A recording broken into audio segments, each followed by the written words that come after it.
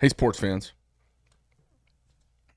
It's Greg Medford here again from Going There with Greg. What's happening?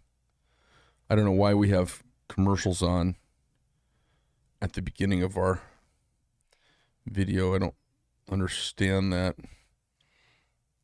I don't know what's going on here. Hey, Bobby, if you're out there, if there's anybody out there, I'm up live, right? It's so weird because YouTube's trying to do chicanery with me. I don't know if you noticed this. Super frustrating for me. Episode 12. Here we go. I wanted to talk today about what the government's up to, so we're going to go there. The government, you know, it's funny. I talk to, and as many of you do, we'll talk to liberals in our life. And everyone always wants to have these great arguments. You know, guys want to, if they hear me talk, they say, God, how do you know about all of this, John Stuart Mills, and how do you know about this philosopher and that philosopher? God, so much stuff. It's funny. They say, you hear a politician talk and you say, John, they gotta know about so much stuff. And they really don't have to know about that much stuff. Hey, Bobby, just so you know, I'm looking on YouTube and I don't see it. It is not live at all. There's comments? For some reason, it's not showing up live here. So I'm just gonna, I'm not sure why it's not showing up for me. I kind of want to. It's episode 12, right? It says streamed 3 minutes ago, 26 views, and all I have is the starting now screen. Okay, all right. Well, I guess.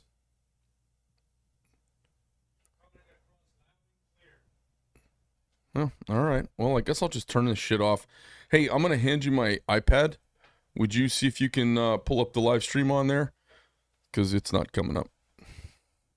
So, guys ask me all the time, hey, Greg, God, how do you do this or how do you do that? People will debate with me and I'll debate. And it's funny, I know I'm kind of a bull in a china shop, but I also know the power of persuasion is not it's less of a hammer and more of a feather.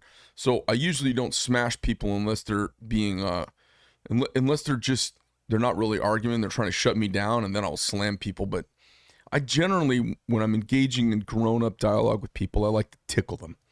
I like to just touch them. I like to nudge them just a little bit with a feather, because you can move people more with a feather than you can with a hammer. The thing about the government is it's wrong about almost everything. It's unintended consequences, like almost everything. The way it's been about COVID, its response to COVID from the beginning. We can all, they said this many people were going to die and we're going to avert that. Well, we've done everything all the experts said, and about that many people are going to die. I mean, it's actually pretty close to the numbers they came up with back at the beginning that they said were wrong. The numbers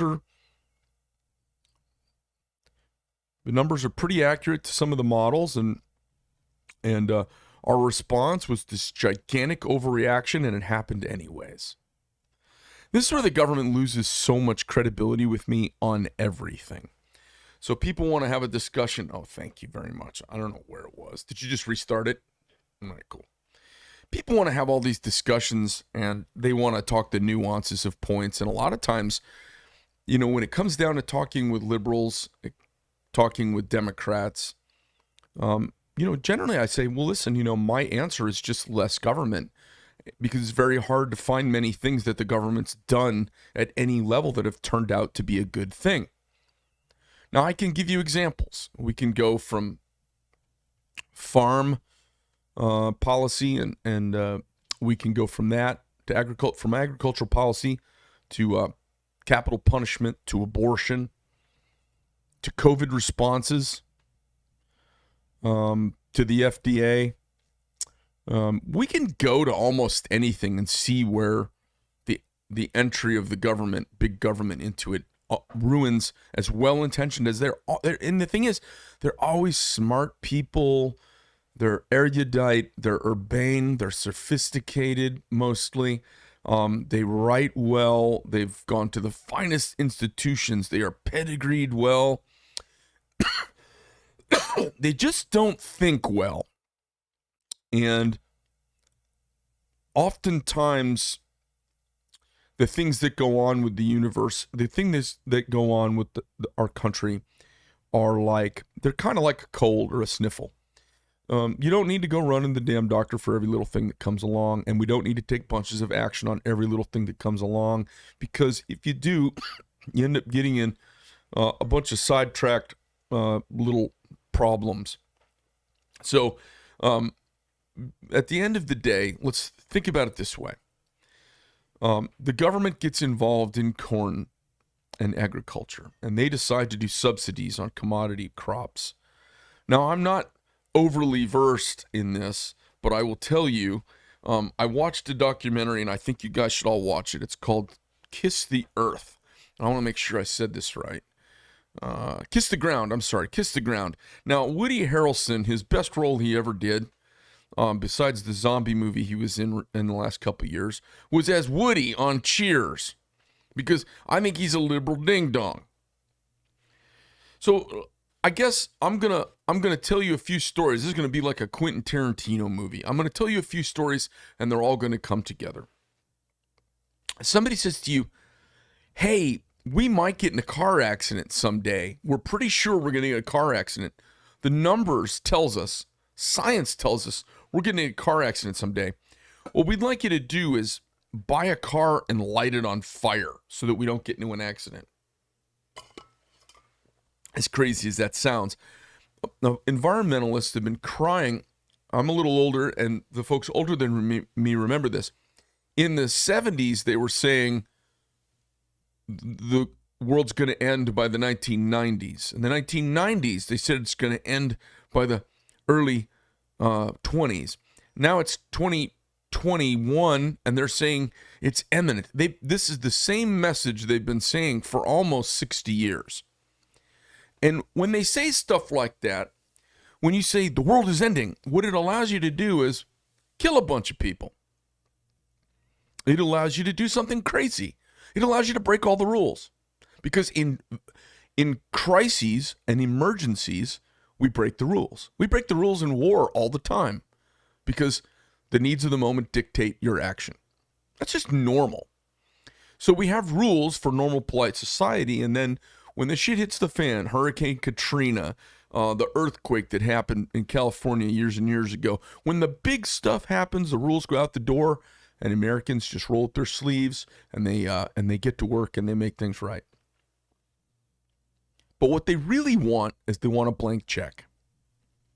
They've always wanted a blank check. My entire life, up until very recently, there's been a battle going on in this country. So since the 60s, there's been a battle about how to do capitalism. How much should we spend on school? How much should we spend on farm subsidies? How much should we spend on infrastructure? Now, how much should we grant towards law enforcement agencies? How much towards fire department? How much towards the military? And the conservatives always wanted to spend less and wanted to protect businesses more because they see businesses as the heartbeat of the nation. And the left they look at everything from the kind of, I think of it as kind of the feminine perspective. They're looking at it from the children and the family on backwards. And the conservatives are looking at it from the big business trickling down to the people. And the health of a big business trickles down into a community. And the liberal looks at the little people and thinks the community comes from making them healthy. And one comes from a codependent style of thinking where we're concerned about what's going on with the helpless at the very bottom. And if we fix them, everything else will be better, which is wrong. And the other one comes from this, hey, we can't fix everything for everyone, but if we make this better, it will raise the tide for all boats. And in my lifetime, I've seen that tried a couple of times, and that raises everyone's boats, even the poor.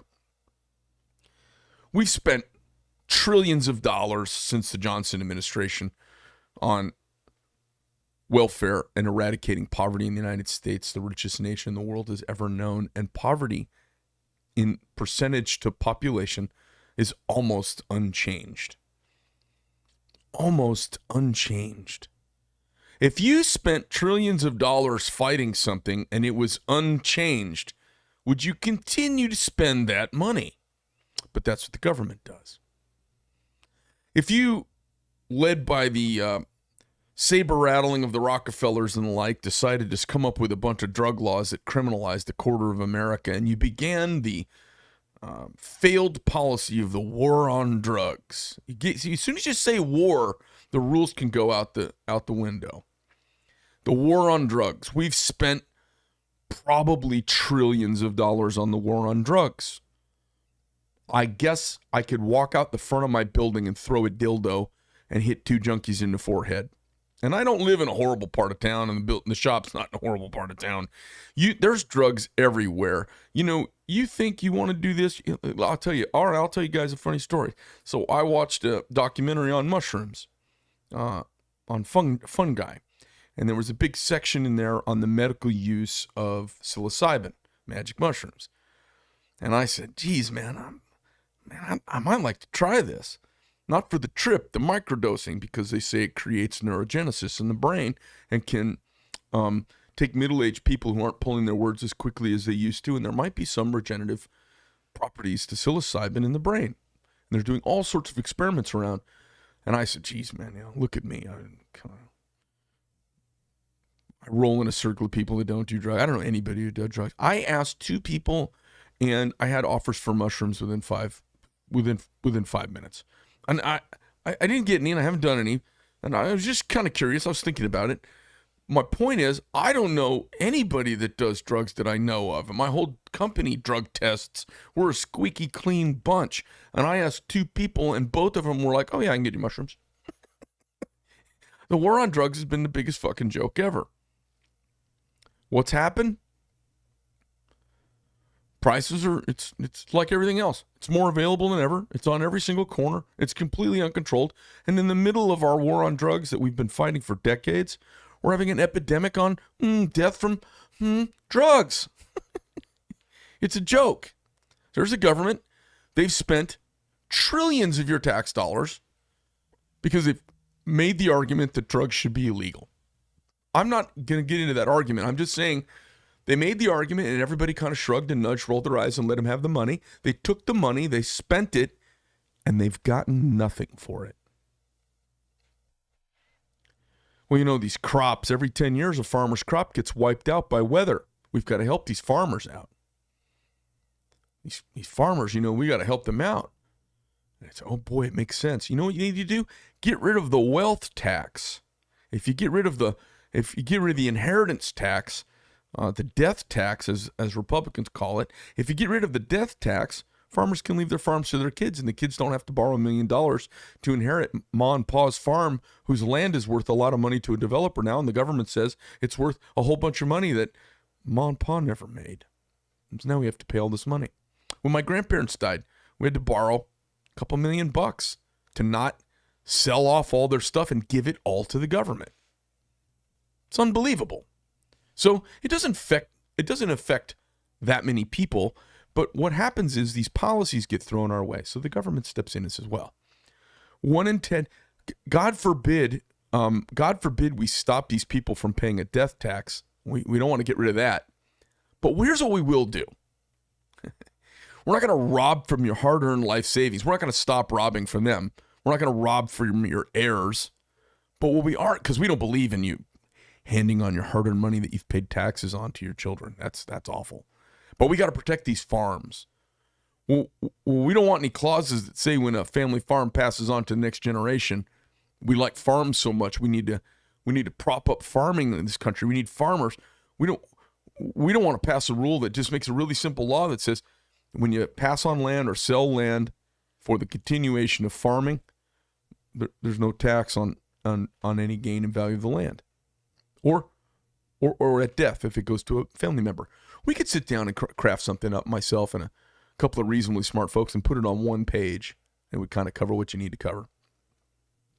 Instead, No, we can't do that. Everyone's got to pay their fair share of tax. We can't do that for you guys. But what we are going to do is we're going to give you an ongoing, never-ending subsidy for a crop called corn. Seems like a good idea. Farmers that grow corn, a steady, staple commodity crop of this world, a grain that feeds millions of people. Sounds like it makes sense. The problem is everybody goes for the safe move. Humans have a tendency to do the safe move. And so now what you've done is the government has underwritten a pressure into the economic space where your average farmer or large farming operation will go for the guaranteed low yield because there's no risk, rather than the large yield that has risk. So you've incentivized them making too much of a thing we don't need that much of. And nobody ever unrings the bell. Well, we got everyone to pass the bill for the corn subsidy. So now they're throwing corn, they're taking corn and throwing a bunch of oil energy and nuclear energy at it to process it and turn it into ethanol so they can add it to our fuel. We're growing corn, wasting water, wasting land, throwing it away to make fuel to put in our cars, while we're making it illegal to explore and drill for oil and natural gas on American holdings around the globe.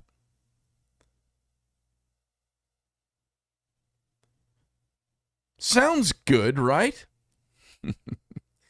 Until this CO2 gas thing starts happening and they think it's the CO2, and the scientists are pretty sure it's the CO2. The problem is with scientists is they're fucking nerds. And the government, the problem with them is they're the fucking hall monitors from high school, and they couldn't get laid. So now they can get a little action, and they get invited to the parties because they have the power of the people, and everyone wants them there. So they do their evil bidding, and they undermine and fuck up everything. So farmers should be having to adapt and compete in a modern environment, just like all other industries. They shouldn't be protected and stuck in the 1950s because it stops innovation, creativity, and progress. So what we're doing, and NASA's been finding this out, it's interesting. You should watch this documentary that Woody Harrelson narrated called Kiss the Ground. It's absolutely staggering. They have pictures from space, and they've put them into models, and they know that during tilling season is where the largest emission of CO2 on planet Earth happens. And you can see the clouds around continents that farm all over Earth, emitting, billions of tons of carbon into the air. We don't have an auto emissions problem. We have a carbon capture problem. But it's science, and people don't want to talk about science. And politicians, they can't pass a bill if they can't tell you what it is in a 30-second TV commercial. So they won't even do the right thing because it's too hard to communicate. So the government subsidizes the corn crop so that farmers that grow corn aren't threatened by the weather and by the volatility of the marketplace. They're insulated and protected, like teachers in the teacher union. Now, corn, we have too much of, so they have to figure out what else to do with it. So they start making corn syrup. They make high fructose corn syrup. They feed it into all of our bodies. The entire goddamn center of a grocery store, if we walk around the circle of the outside of a grocery store, the inside is 50% corn syrup. The whole goddamn store.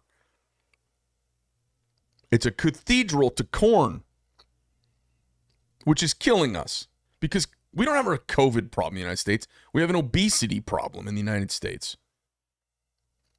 We don't have a COVID problem. We have an obesity with diabetes problem. Take obesity and diabetes and one other issue. The average person dying from COVID right now is 4 comorbidities. We have a morbidity problem in the United States. And the top 2 things on the list are obesity and diabetes. That's the problem we have. Well, I wonder what brings that on en masse in a population. Just all of a sudden, it's popped up out of nowhere in the last 50 years. Right around the times corn subsidies started. Right around the time we started producing so much corn. Also, emitting billions of tons of carbon into the air and not capturing carbon because of the nature of the way we farm. Now, let me go to another train of the story and we'll come back to this. So the government says, because greenies say, and greenies are dummies. Your typical greenie, hippie, lefty, tree-hugging type, they're oftentimes educated in the liberal arts. They can have great vocabularies and bad argument. They don't know much about science, but they want to rule on everything scientific.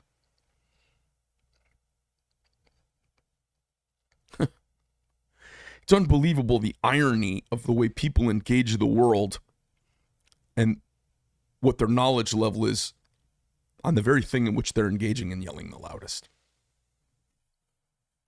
So, if you get a chance, watch this documentary. I recommend it to everybody. The greenies yell at the politicians react because they're loud and the squeaky wheel gets oiled in America. And so now we have an impending carbon crisis, and so they want to tax us. They've created a carbon crisis by killing the humus in upper 6 inches of soil on a quarter of our nation's surface of our land.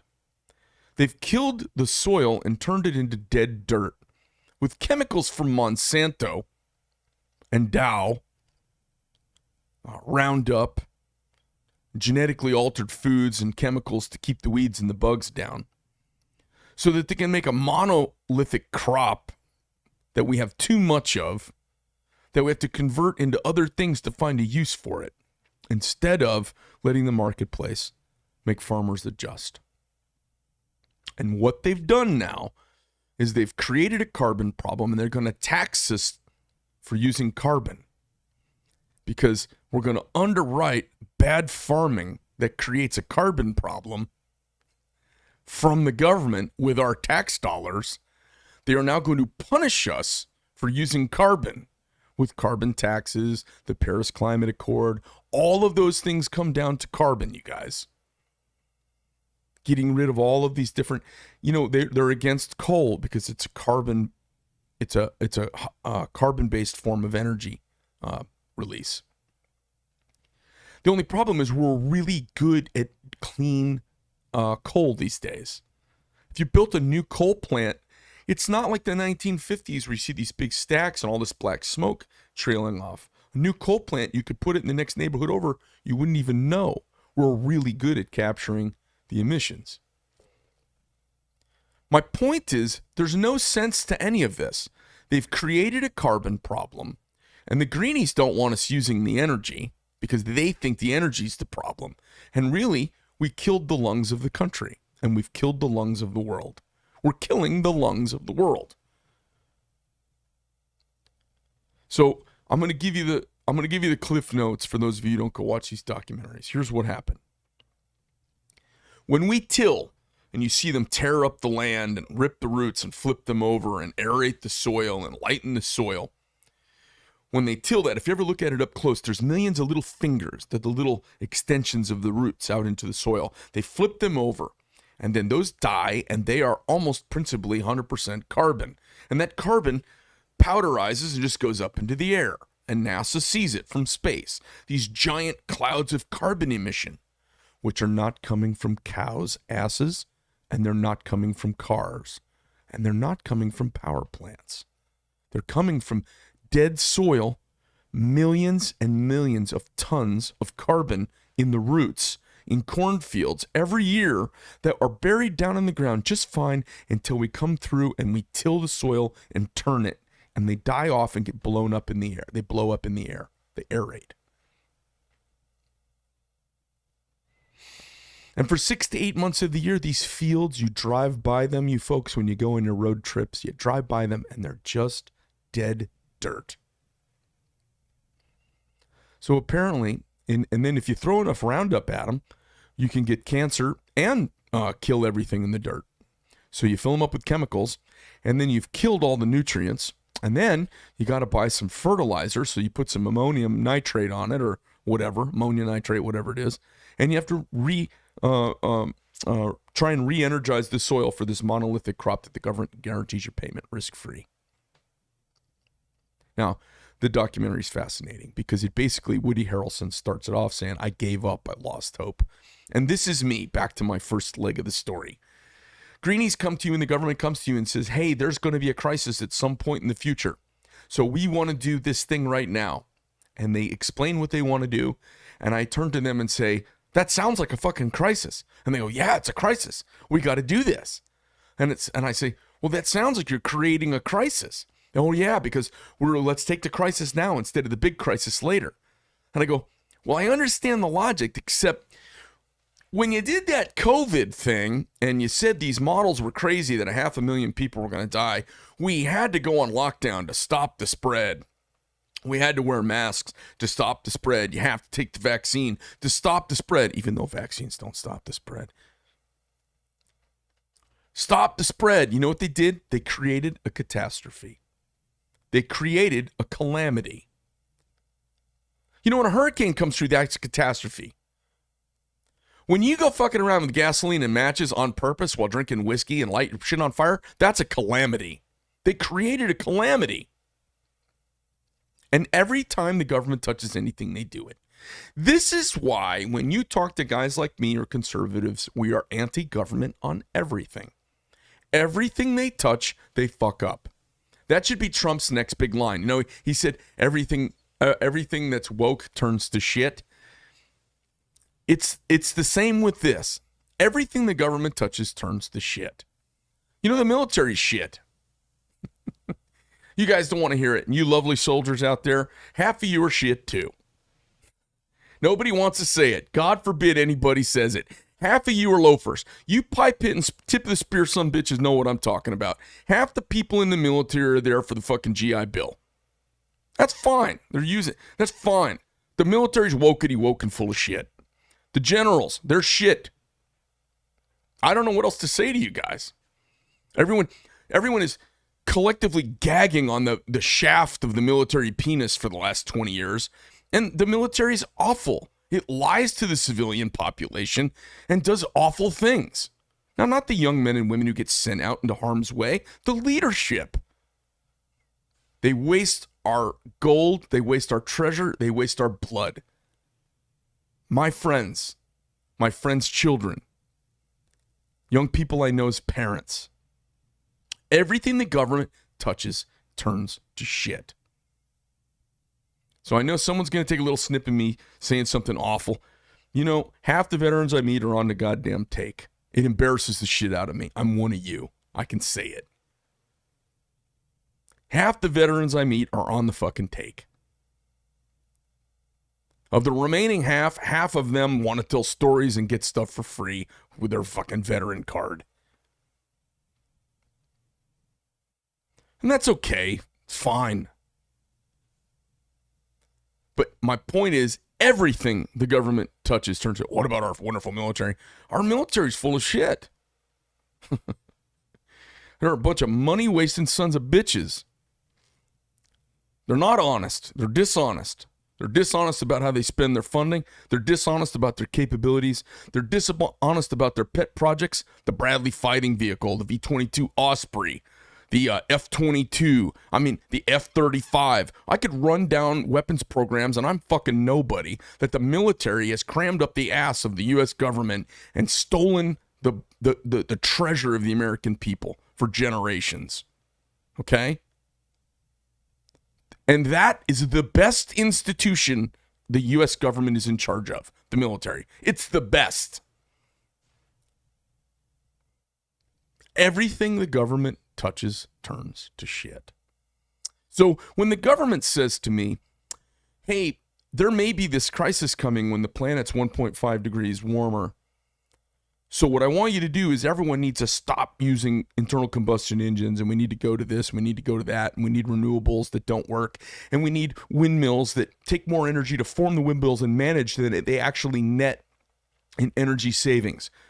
And as 10 years passes by, it requires more maintenance to keep a windmill going than it can sustain with energy production. You know, they don't tell you all that. It's just, it's a windmill. It's good. It's not. Windmills are awful. They're not sustainable without government subsidies. Government subsidies.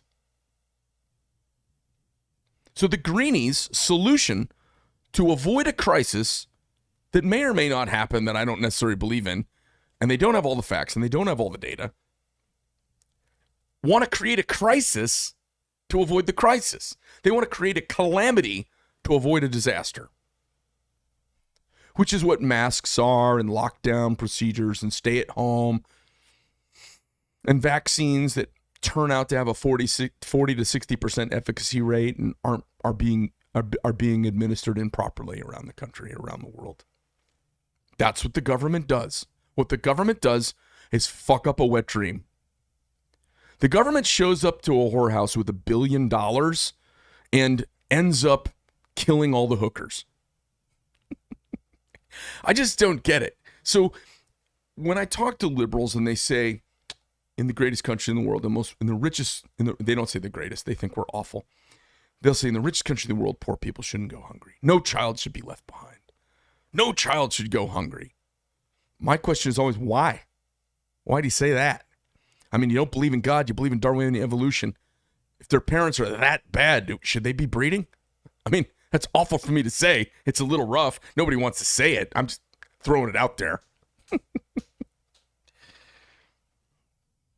The government is awful at everything. And do you know what happens with people in poverty?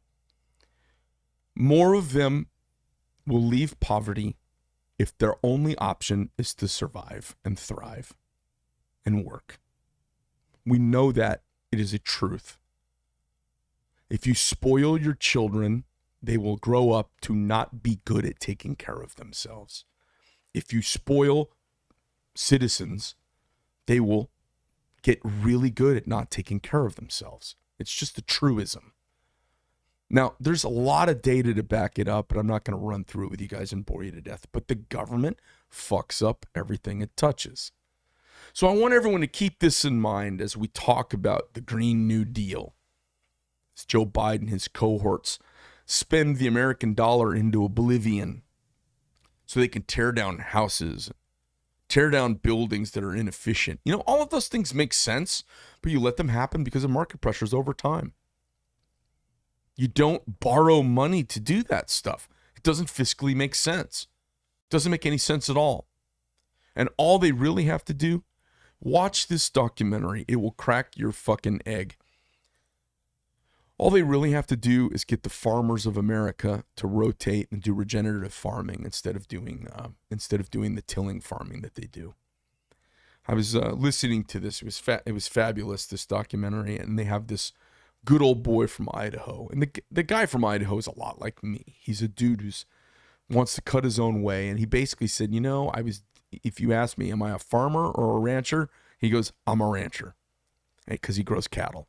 And the cattle for years have been a subject of derision with greenies and lefties when they talk about agriculture. Cows are the worst thing ever. That's why they're all fucking vegans and vegetarians, wearing their fucking leather Birkenstocks. They're vegans and vegans and vegetarians. And the reason why is because when you look at cattle production, cattle growing, raising, rearing cattle, ranching, it's not great for the environment. So this guy's got a different take on it. He's got a piece of land up in Idaho, and they do this great aerial shot of his land around his neighbors. His neighbors do traditional farming, and he does this, they call it regenerative farming. And his looks like Marlon Perkins' fucking Wild Kingdom. There's grasses, and he says, well, what I do is I have about 20 overlapping crops, and I grow cattle and rotate cattle around the different sections of plots of property. And so the cattle hoofs turn the soil, but they don't flip it over, but it turns and opens up the soil. The cows leave their deposits behind, so he gets this natural fertilizer regenerating back into the soil. He grows corn, flax, alfalfa, 3 or 4 different kinds of trees. He has all these different kind of crops. Lots of bees, chickens, and the chickens run wild on the whole farm. They don't run in an open, fenced-off area that's bare with broken up oyster shells on it and chickens in the dirt. You know, most of your free range chickens that you guys eat are raised in dirt, dead dirt, covered in chicken shit and dead oyster shells. That's where your organic chicken comes from. He raises his chickens out on his ranch. And it's fabulous what he's doing. He's raising these really healthy cows. He's not using traditional turning methodology to his farming. And his soil, when you go to pick it up, it's all stuck together like when you put a shovel down in moist soil and you go to turn it and the roots are kind of holding it in place. He's got this humus growing, this alive. It's got the mycelium from the mushrooms, the mycelium colonies and the root colonies all underground. And the number they said to me that was staggering, and I'm going to say this number so that when you guys hear the carbon argument, and we're going to hear a lot of it, and they're going to cram this up our ass, just like the vaccine and just like the masks, for their calamity to avoid a tragedy. He said for every 1% you can increase the organic matter of an acre, for every 1%, you will take 10,000 pounds of carbon out of the air. I hit rewind on that 5 times. I'm going to say this again. For every acre that you can increase the organic material in the soil by 1%, you will take out 10,000 pounds of carbon. 5 tons of carbon per year. 5 tons of carbon per organic increment of 1% increase on an acre of land. Now, you do that to half the farms in America, it's more than all the carbon emitted in industry and cars. If you did it to all, we would be a negative carbon impact on the planet.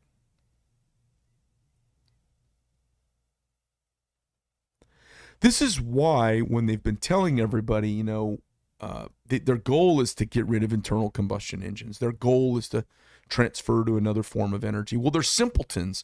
There is no such thing as another form of energy. Nothing is free. I love all these people driving around. It's always fucking lefties driving around their goddamn Tesla. And I love Teslas. I love Tesla. I love the company. I love Elon Musk. I love everything he's doing. I think he's one of the great minds of our time. And definitely one of the visionary titans of industry, okay? I mean, one of the greats in America. And they all drive around their Teslas and they all fucking pat themselves on the back. What a great job they're doing for the environment, especially all these people here in Arizona driving around these fucking Teslas. And in Southern California, driving around Teslas. And they're basically driving around a fucking nuclear powered car because all the energy is done by a nuclear power plant, Palo Verde, about 50 miles outside of town here. Or it's from some coal-fired plant up in the Indian reservation up in northern Arizona. I mean, they're just full of shit. It's like they've got windmills at their house charging their Tesla. People, honestly, people are ignorant as shit, and that's why we're not in a direct democracy. It's why it's a representative republic, because our representatives are supposed to know better, and the press are supposed to be keeping them in check. The government sucks at everything. It barely can do a military, in my opinion. Barely. And the only reason the military works is because down at the company and platoon level, the guys are all fighting for each other. That's the only reason it works. Not because of some fealty to the boss. I come on here to talk with you guys, and I do a couple of things. One, it's cathartic for me to kind of wrap this stuff up in a package and kind of float it out there into the universe. It relieves me a little bit. It knocks my stress down. When I get home, I'm not like banging my head and banging my fists on the table, yelling about politics as we talk about the events of the day. I used to be like that. I also think a lot of people are frustrated and they have a hard time wrapping it up into a tidy package. So I can jump in here and I tell you my little tidy package and how it relates to my experiences. When the government, this is what Ronald Reagan was alluding to, referring to. It's what he meant when he said the most fearful thing you can hear, the thing to be most afraid of is when the government says, we're here to help. And Ronald Reagan was right. And I'm not like this crazy fall out of my chair Ronald Reagan fan at all. But he was right about that. The government is not good at helping. I think the government's good at like a flood. I think they're better than anybody else. You know, McDonald's isn't going to mobilize, 2,000 FEMA workers and the National Guard. McDonald's can't do that. So I think the government's good at these brief and minor emergencies. And the government is good at maybe kind of keeping a military, because who in their goddamn right mind would? They're okay at it. I mean, they're medium at it. But they're bad at everything else. Everything they touch turns to shit. The government's policies on farming in America have quite possibly caused the carbon problem that is the core of the greenie movement's causality for global warming. The government is causing global warming. And their policy is stopping the natural repair of our environment that can block global warming in the next 20 years. Done. And we don't have to get rid of cars. And we don't have to tear down our houses. And we don't have to all bicycle around like we're in China on our bicycles.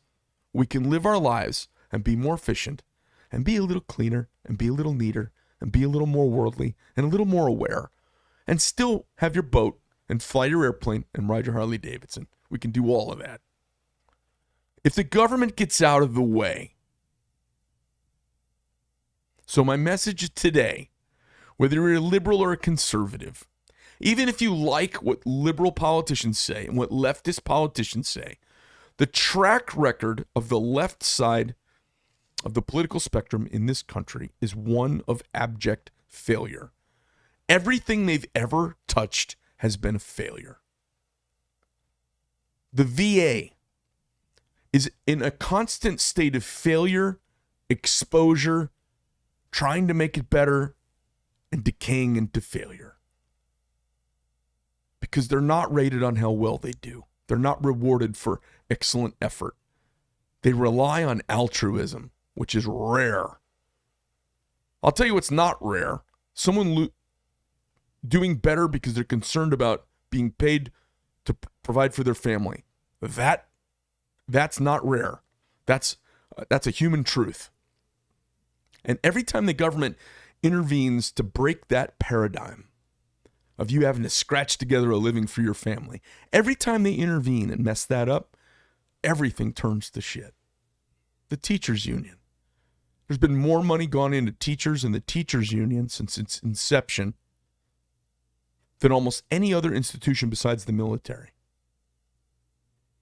A crazy amount of money over the last 100 years. We had one of the best school systems in the world in 1920. With the inception of the teachers' unions, with the launch of the teachers' unions, the performance of students has done nothing but gone down. Across the board.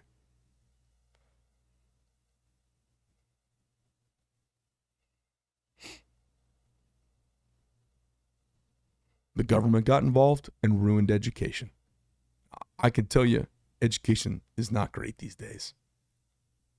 I find very few young people who are even comfortable stepping into the Socratic method of learning, where you kind of debate and hold your ground, and you learn point and counterpoint, and you begin to find where you're comfortable and find your truth. Nobody's finding any truth. They're just repeating the party line, what the Politburo has told them. Same with the Green Movement. You know, my kids, they're programmed by these bunch of goddamn lefties. They sit down and get a little educated, and they go, why are they teaching us like this? I said, well, that's a teachers union. A bunch of people off in Texas deciding, voting on what stuff should go in the books. People in New Jersey having their way on how history should be taught. It's kind of spooky. So when the government says you need to wear a mask and you need to get a vaccine because we've got this crisis and we're here to help, you don't even have to pay for it. Really? Really? I don't have to pay for it, huh? Every week when I look at my paycheck, it sure looks like I pay for it. It's not free, folks. Which brings me to our current situation. I was just reading about how Joe Rogan was going to sue CNN for them deriding him publicly over taking a horse deworming drug, this ivermectin stuff. And what's funny is he went to several doctors and he had it prescribed to him, and he took it, and he had a very quick round with COVID. And it's kind of a red herring argument.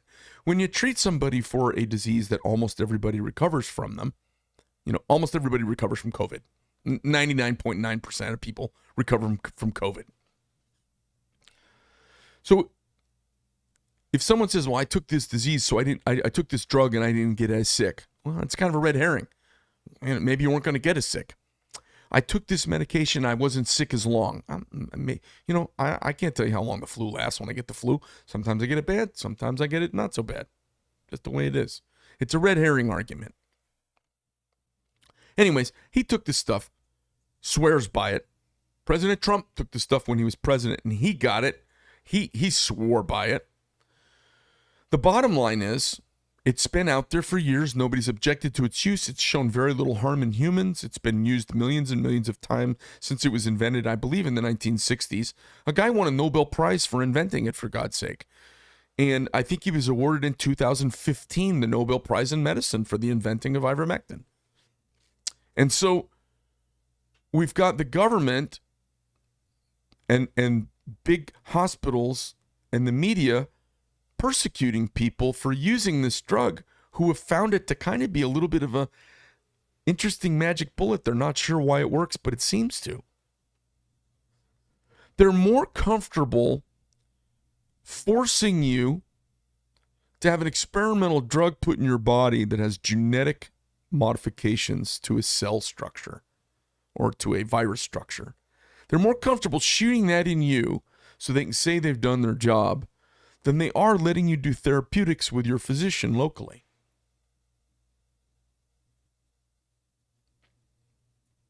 I've never seen anything like this. Let's put a blinder over our eyes on existing therapeutic treatments that may exist so that we can mandate billions of injections across the globe to millions of people on an experimental level that hasn't had any long-term clinical trials, and we don't know what it's going to do to the human population. When you put out a narrow spike protein in a virus for one thing, and that virus replicates millions and billions of times, in fact, in a host's body, the billions of times it replicates, it has anomalies, it has mutations. And when you kill off the main one of the mutations may become the predominant. And that's where we get potentially radical virus-resistant viruses. We're playing with stuff bigger than we know. I'm not a God guy, and I'm not saying that. We're playing with stuff bigger than we know. Now, am I anti-vaccine? No, I'm not anti-vaccine. If you are in a risk group, if you have multiple comorbidities, if you are of a certain age, the math tells us a 40 to 60% decrease in the likelihood of you getting it and some light decrease in the severity of the symptoms sounds like good science and something you should do. And if you're not in that group, we have to build our herd immunity. And can we do it without building super viruses? Can we just get to a point with a natural virus where we become strongly resistant to it? Or are we going to play whack-a-mole forever? The Delta variant, the Echo variant, the Foxtrot variant. There's already 10 variants floating around that the vaccines don't help against. They're guessing, folks, and they change the information, and they change the 50-yard line, and they change the goal line every week. Our National Director of Vaccines, Immunology, and Health at the NIH and Fauci for what he does, they're liars. And they're part of big pharma. They're part of the big medical and drug business. So again, We have the government stepping in with its big hammer to help you. And what they've done is they've given these drug companies freedom from liability. And the way this worked, the way this went down, is they said, hey, we need this virus as fast as possible. And the drug company said, well, we'd love to get you the vaccine as fast as possible. We got this virus. We'd love to help. But it takes years to get this through the EPA and the FDA. Not the EPA, the FDA. And the government says, well, listen, we're connected. We can pull down some of the regulations. We got to fast track this, Operation Warp Speed, and get this thing to the market. Now, when they're saying 1 million people are going to die, you jump through your ass and you break some rules because it's go time. It's war time. I get it. Part of the deal was no liability. You know, if you're a government, if you're some big pharmacy, pharmacological developer, Merck, Pfizer, whomever, a drug company, and someone says, we need a drug from you really fast, you say, okay, well, we're going to do our best and we'll get it to you fast, but if we're not going to have all the protection of having gone through this and done clinical trials, we want liability for protection, and the government gave it to them. One of the biggest expenses of any drug that any company makes, besides its initial development, is the built-in liability for that product. As the VERS data comes back and there's adjustments in the market for any kind of negative impact it has on the human population. They have to hold back money and insure themselves. It's a big cost. And this drug has no cost at all associated with it in that regard. None. Because to launch them, the government gave them a hall pass. There's no liability. You can't sue them for side effects of this drug. Again, there's no liability. You can't sue the drug companies if there's something wrong with the drug and it does something to you. That's the deal that was cut.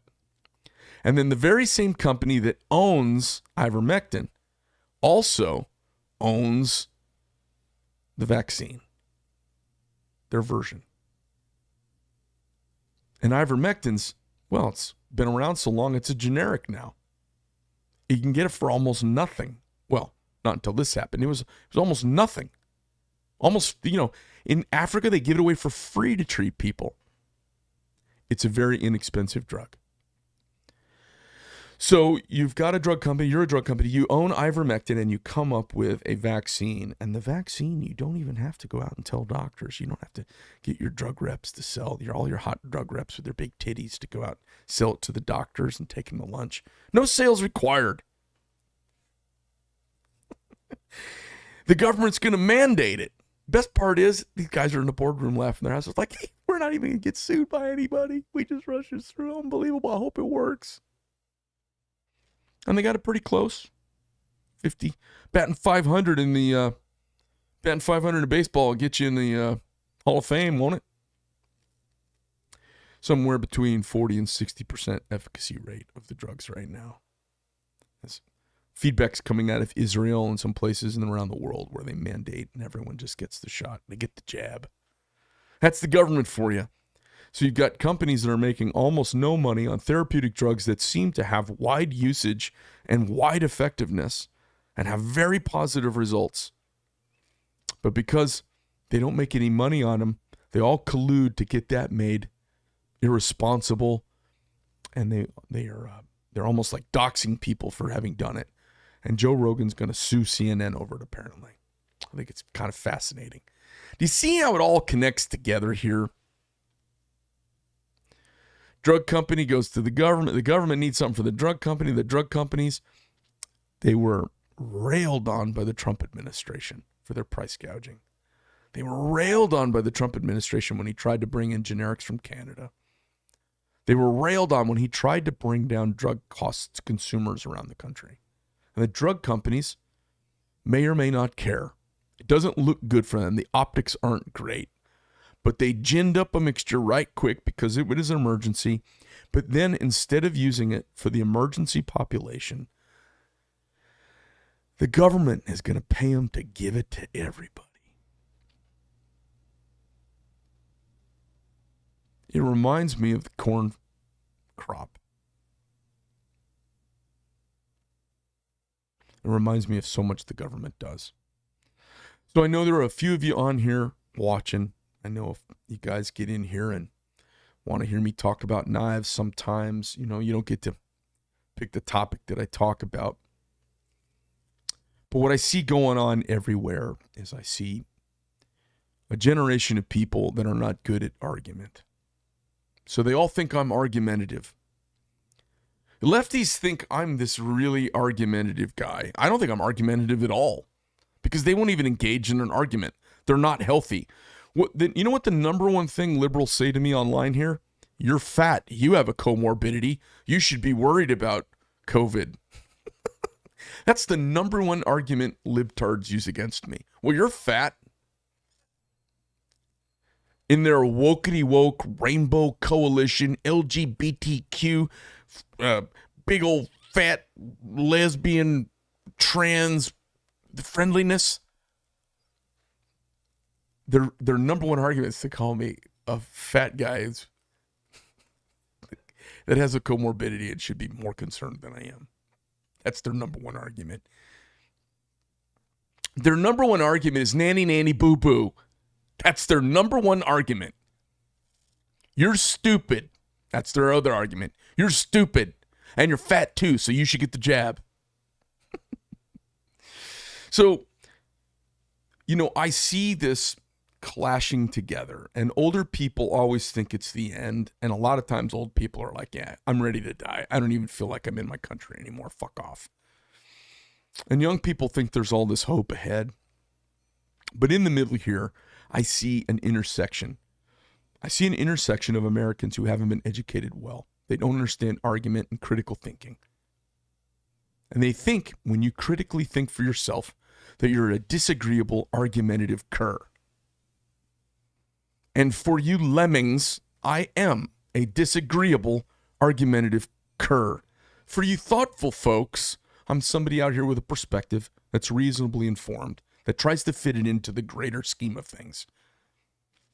And if your girlfriend cheats on you, and you catch her, and she cheats on you again, and you catch her, and she cheats on you again, and you catch her, and then she tells you,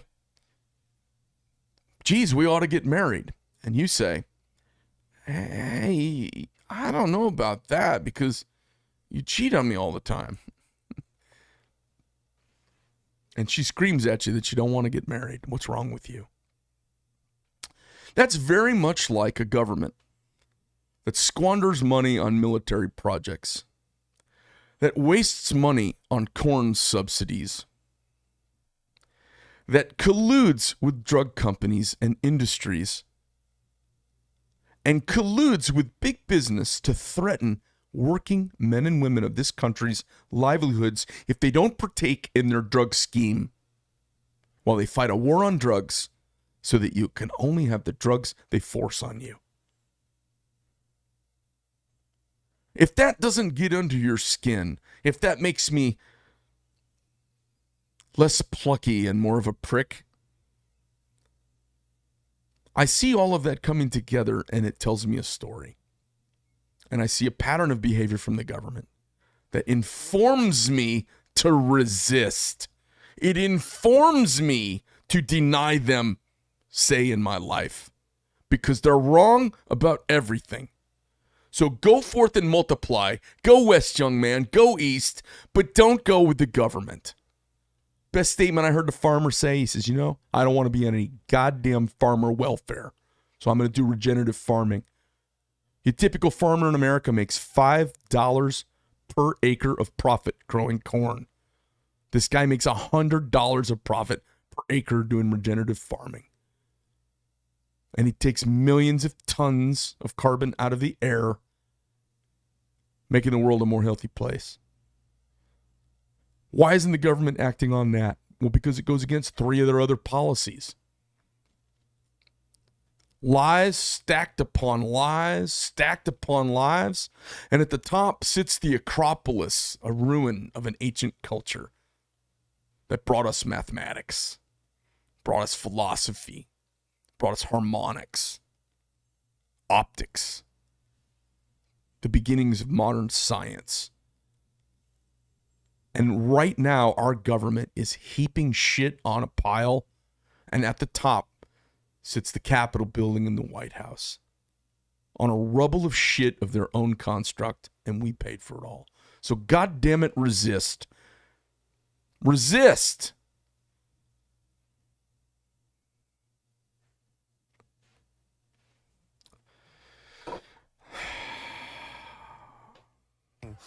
We are led by very, very stupid people. Very, very stupid people. That's it, you guys. We cannot let it continue.